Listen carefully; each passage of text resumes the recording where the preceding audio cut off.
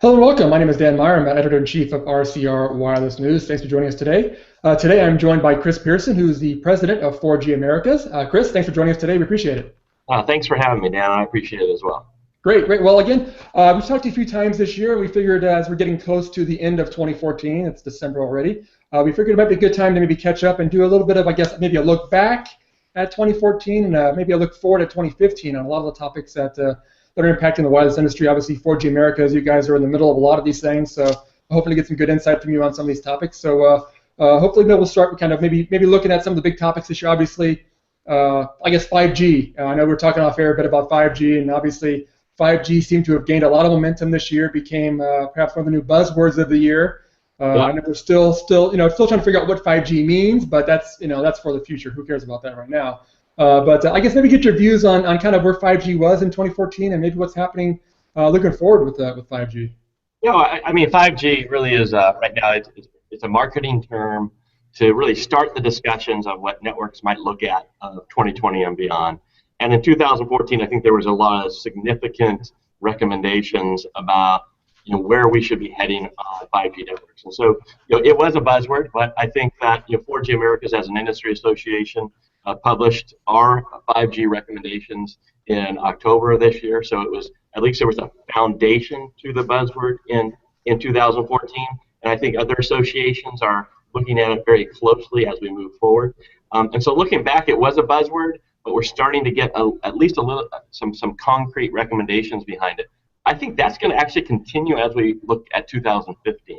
One of our associations that we work with is NGMN, and they're expected in 2015 to put out their recommendations, and we're part of that input process with NGMN. So they definitely have our recommendations and our feelings about what we think the networks in 2020 and beyond should look like. So I think 2014 was just kind of the beginning of the buzzword. You saw some recommendations from 4G Americas, and then as we move to 2015, I think you're going to see kind of more concrete ideas about what 5G networks should look like in 2020 and beyond. So I think it's going to be a big year for 5G as far as, again, continuing the discussion, the planning, and the recommendations. You're definitely not going to see any 5G networks out there. I think that's all quite a bit of hype. Well, I'm sure from a marketing perspective, we might see the term 5G thrown out there, maybe for some networks, but that's a whole different story again. But yeah, obviously, like you said, the 2020 timeframe is kind of maybe what we're looking at. So obviously, it's still a lot of runway for the current technologies, the 4Gs that are out there. Maybe talk a bit about, I guess, LTE. Obviously, LTE-Advanced made some big strides this year as well. Some carriers are rolling out LTE-Advanced, or these parts of LTE-Advanced, carrier aggregation, different parts of it like that. There's still a lot of runway when it comes to LTE-Advanced. I mean, there's a lot of the releases are still to be made and still to be integrated into networks. So it does seem like, at least for LTE-Advanced, 2014 was a good starting point, but it looks like maybe 2015 will start to gain maybe some more momentum in that deployment as well. Yeah, I mean, right now we have 361 LTE networks, and of those we have 32 that have been upgraded to LTE-Advanced. But we're really at the tip of the iceberg for the amount of what would be considered robust technical innovation that's in the standard for LTE-Advanced. So, people talk about 5G 2020 and beyond. I focus on the beyond because, I look at the standard from, a great standards organization, 3GPP, and you look at LTE and LTE-Advanced, and there is just a huge runway of wireless technical innovation in that standard. So, I think as you look at 361 LTE networks today, you're going to see a much larger number than 32 LTE-Advanced networks by this time next year, and hopefully we can talk about that in December of next year, and we'll talk about how many LTE-Advanced networks there are. The other thing is, you mentioned carrier aggregation. That really is just one small piece of the large menu of LTE-Advanced, and it's really more of the low-hanging fruit, and it gives you a lot of bang for your buck. So that's what carriers are focused on. But there's a lot of great innovation, such as coordinated multi-point and interference cancellation techniques. There's a lot of good techniques that I think that you're going to see deployed in 2015. That's a good point, because obviously, like you said, LTE-Advanced has a lot of just good innovations in there that haven't even been tapped into yet. So I always get a little concerned when you start talking 5G. It's like, hey, wait, we've got this great standard that's already out there. Let's use what's already there and see what we get with that. I mean, obviously, I know we have to always look ahead, but I just hope that people don't get lost in the fact that LTE Advanced still has a lot of great innovations, and once those get deployed, if carriers tap into all of those, it could really provide some pretty robust networks out there. So that'll be good. Yeah, absolutely. In fact, that's why when we look when we put out our recommendations in October on 5G, we were very straightforward and to the point that LTE and LTE Advanced are really going to be the foundation for networks for a long time. You're not going to be looking at what would be considered 5G forklift networks, because there's just LTE and LTE Advanced networks are just too good. They're gonna continue to get even better. So when we looked at our 5G recommendations in 2014 and what we were looking at for 2020 and beyond, we realized that the foundation of those is going to be LTE and LTE Advanced. So there is just a great roadmap ahead for LTE Advanced.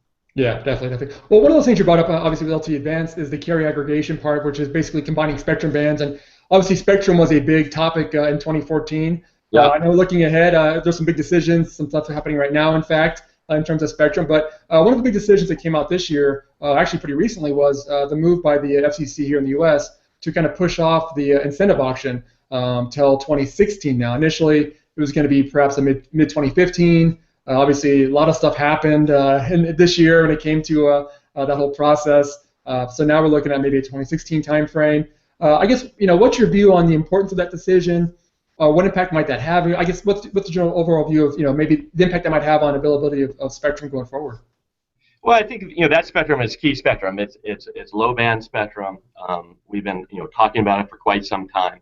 But I think if you look at the FCC, they want this is the first time for that type of reverse auction to take place anywhere in the world. So I think the chairperson's or chairman's view, it's a Rubik's Cube. And if you think about a Rubik's Cube, it's a great analogy that he used, and I've used that and given him the credit in my speeches, because you really do need to get it right in a Rubik's Cube. And if you think about all the pieces that have to come together so that Rubik's Cube is solved, it's the same way for the TV incentive broadcast auction. You need to make sure everything is solved so that it's going to be a successful auction. And the FCC has a lot of work to do. They also obviously are dealing with different factions that have different stakeholders and different input into the FCC. So I think they're doing the best that they possibly can in the situation.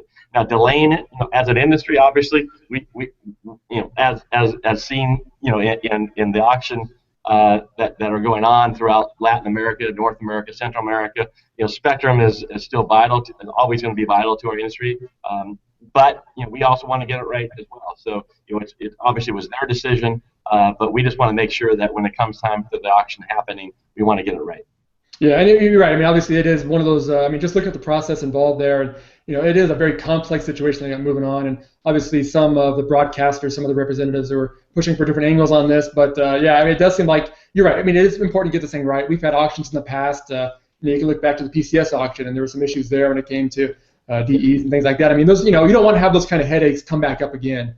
Right. Interoperability with the 700 megahertz auction. I mean, there's so many pieces that you don't even think about at the beginning that can come up. So it's important to get this stuff right from the get-go. That way, avoid those headaches later on. Yeah, and a lot of the world is watching this, because everyone knows that they're just not making spectrum anymore. So typically, you have to look at spectrum as, well, who are the incumbents in it right now, and how do we deal with a process that's fair to them, and then also makes it so that we have valuable spectrum. So the world is watching. And so I think if the U.S. FCC can solve the Rubik's Cube and do this in a great way, then the rest of the world could look at the same solution for their spectrum needs. Yeah, and I've been to a lot of shows this year, and that's been talked about. You're right. The fact that this, setting the thing up right, this will become a template for what happens going forward. I mean, like you said, it's spectrum is going to be probably going to be coming from places that people are already using that spectrum. So it's going to have to be some sort of process. This is going to be that template for that process. So it's got to get it right the first time, or hopefully get it right the first time. It will be key. So I will mention in Latin America, because 4G Americas works in regulatory policies and technical policy and technical innovation through North, Central, and South America. South America has started to make some progress on some of their Latin American spectrum auctions. So there has been countries that been moving forward.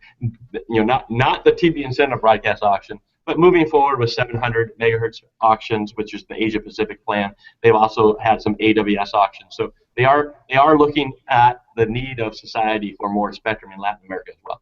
Yeah, no, we've got a reporter down there based in Brazil, and yeah, she's been providing us pretty much weekly updates on the auctions down there. You're right. It seems like every week there's some new movement there, more spectrum coming up for bid. So yeah, it does seem like obviously South America, Central America, a lot of activity there. You're right there, and a lot of competitive moves there by the operators too. So spectrum has become, I know we kind of look U.S.-centric here, but Latin America, a lot happening down there in terms of the competitive balance there when it comes to spectrum.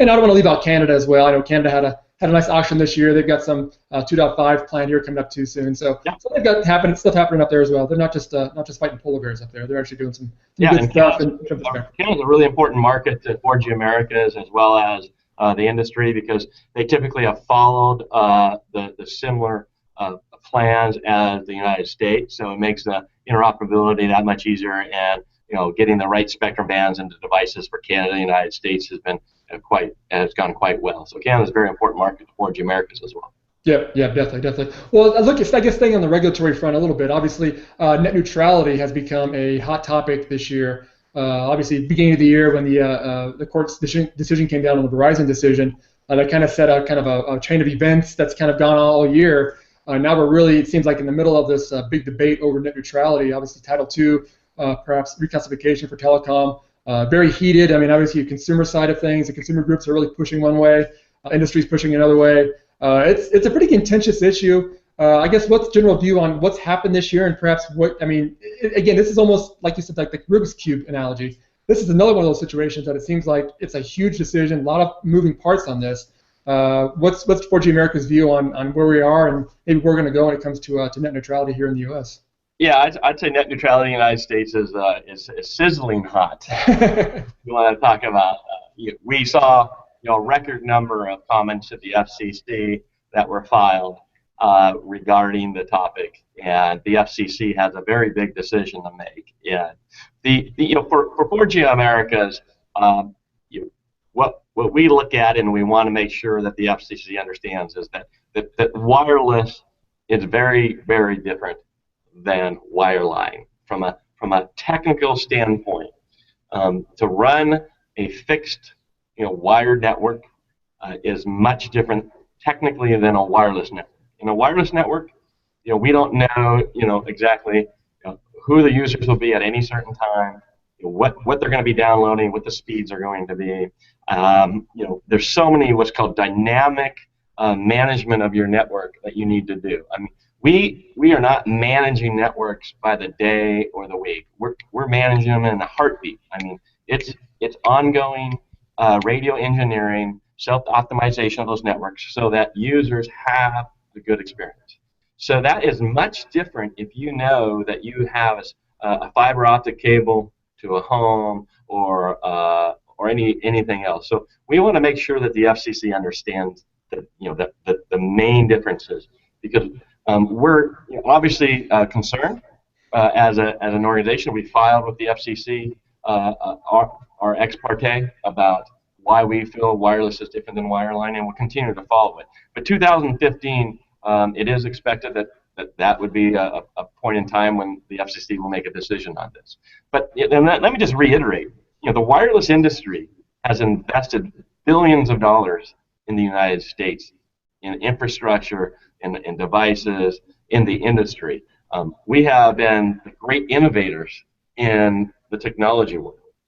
There is great competition in the wireless industry. So there really is not a need to try to regulate us like a utility. We've always had what's called light regulation in the history of wireless in the United States, and our technology has grown robustly. We're a leader in LTE around the world. We're a leader in mobile broadband around the world. So again, we are not a problem. We are a solution. We are helping society in the United States. Sorry about that, but I just wanted to say, I mean, there's so much to this debate, and wireless has been so important to United States citizens, and we want to make sure that innovation continues, and so we don't want to get over-regulated as a utility. Yeah, and again, kind of sticking on the fact that wireless is different. I mean, I think we were talking a bit offline about this too. Is the fact that the FCC has kind of regulated wireless, in approving or not approving mergers and acquisitions. I mean, obviously, if you go back to the AT&T T-Mobile deal, that not letting that merger happen set a pretty big precedent, which kind of has impacted. I mean, we've seen over the past 3 years the way the U.S. mobile space has changed from a competitive standpoint. I mean, it's different now than it was 3 years ago. And so obviously, there are procedures in place that it seems like the FCC can use to kind of help sculpt perhaps the wireless, how they want it to look, but without having to get perhaps too overzealous in the regulating of the actual services. Yeah, there's a lot of tools in their toolkit for regulation right now without moving us to utility regulation, and that's a key point. I mean, there's not only the FCC, but there's the FTC. There's a lot of tools in the toolkit as far as regulation, and luckily in the history of wireless, it's been light regulation, and our industry and 4G Americas feel strongly that that's the way it should continue, because wireless is so different than wireline, and they should not be felt that they are the same type of network, because they're not. They're much different. Yeah, and again, I know whenever there's comments that have come out about this stuff, it does seem like that wireless is always brought up, and I always get a little concerned that make sure that they're talking about are they talking about cellular wireless, or are they talking about like Wi-Fi? Because I think consumers in general probably are starting to combine or kind of mix the two up. Whenever they have a wireless connection, they always just assume it's just a Wi-Fi connection. They don't really think about where it's coming from. And so I always wonder if regulators, when they come out with these these statements or these comments, if they're really taking into account, are they talking about a Wi-Fi connection that's backed up by a broadband or a wired connection, or are they talking about a cellular connection? Because those are two totally different things, and it's different how they work. So absolutely, I mean the difference, to say wireless and wireline are the same because everyone is out there access. So many people are accessing it by wireless. Well, what does that mean? I mean, are you talking about a macro cellular network that's serving a very large area? Or are you talking about your access point on your 802.11, which is 20 feet away from you in your home or your business? I mean, it's a huge difference of what you do to manage networks. And in the macro cellular networks, we're dealing with a lot of variables when we manage our network's efficiency. If you're looking at a Wi-Fi network that has access point 20 feet away and that's connected to a big backbone, it's a little different, or a lot different. Yeah, exactly. Yeah, and obviously too, again, it's going to be a huge topic. And like I said, it's one of those situations that's got heated debate on both sides of the aisle there. It'll be interesting to see how that net neutrality thing plays out in 2015. I mean, if we get a decision in 2015, I will say I will be surprised, just because it's just such a huge decision, and I mean, there's so much on the plate right now for the FCC anyway. Right. I mean, hopefully they do. I mean, we want to get this stuff situated or taken care of, but we'll see what 2015 brings. So is that a Dan Myers forecast? It's not going to. That's my cynical. This is the Dan Myers forecast show. It's my cynical reporter viewpoint on things right there. But what's your Super Bowl prediction in 2004? Not Seattle. I'm telling you that right now. Not Seattle. Oh, that hurts deeply. I know. Denver. I'm going for Denver. So. What was that Super Bowl score in 2000? Didn't happen. So okay, now one more topic before we finish up here, as maybe looking at one topic that we've covered a little bit more here at RCR this year has been virtualization. Obviously, NFV, SDN, all the new acronyms that have kind of come out in 2015 or 2014, I should say. Maybe get your viewpoint. I know we talked a little bit about kind of the virtualization move earlier this year. I guess maybe just a general view from you on kind of what's happened in 2014 and maybe what you guys expect, any changes moving forward in 2015 when it comes to those new new virtualization platforms. Yeah, I think there's a lot of momentum in NFV. 4G Americas actually put out our recommendations this year in a white paper that we released this fall on NFV and LTE networks. If you look at the kind of the overall roadmap of technology innovation in NFV, you'll see that the progress is being made to make this a reality, or it already is a reality, I should say. And what it is, if you look at operators, they're looking for better ways to improve their networks and manage them. And they're also looking for ways to save on CapEx and save on OpEx. And so NFV is kind of hitting that sweet spot, over time, where I think most operators are going to be very seriously considering that in their technology roadmap. You haven't seen as many announcements yet, because I still think you're in your early stages. But if you look at some of the forecasts from analyst firms 5 years out, 4 years out, you'll see there's quite a bit of momentum and the idea that the operators want to do this, and so they're working with their vendor partners, their existing vendor partners, and a lot of times even new vendor partners about the best way to do this so that it has the maximum impact on their networks. Yeah, it should be good to see. Obviously, like you said, I mean, there's too much positive momentum and too much potential for that to really, I think, fade away. And I think 2015 we'll start to see more momentum there, and hopefully, operators start to deploy those services. So, well, great, like Chris, we definitely appreciate the insight again. I know we talked a little bit offline too. It's already December, hard to believe. We're almost at 2015 now. Yep. A lot happened in 2015. I'm sure it'll be another exciting year for wireless. But again, it's been great talking to you throughout the year, and hopefully we can keep talking again going into 2015. All right. Thanks, Dan, and happy holidays to you and your family. Thanks so much. Appreciate it.